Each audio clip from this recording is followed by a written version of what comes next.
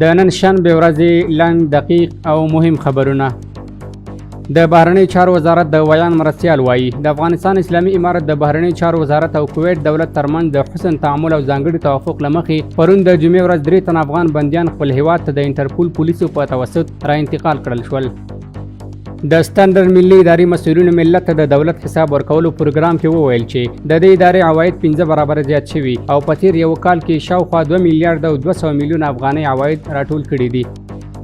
د استخباراتو عمومي ریاست وایي په پنجشیر او خوست ولایتونو کې د یو لړ کشفي راپورونو پر اساس د یاد ولایتونو په بیلابیل ولسوالیو کې د ترسره کړو عملیاتو په پایله کې د راکټ 190 فایر مرمیو په ګډون ګڼ شمېر وسلې او مهمات کشف او ترلاسه شول.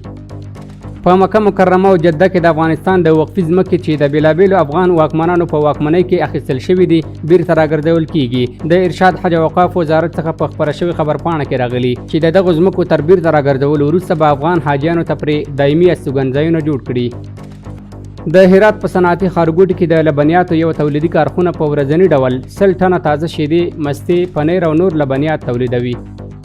ملي دفاع وزارت وایي د هوایي ځواک د تخنیکي او مسلکي ټیم د دوامدار هڅو په پایله کې یوه MI-12 او بله MI-15 روسي هلیکوپترې ترمیم او الوتنې ته چمتو شوې. یاد وزارت زیاتوي تر دې وړاندې 15 اویه هلیکوپترې او الوتکې ترمیم او الوتنې ته چمتو شوې دي.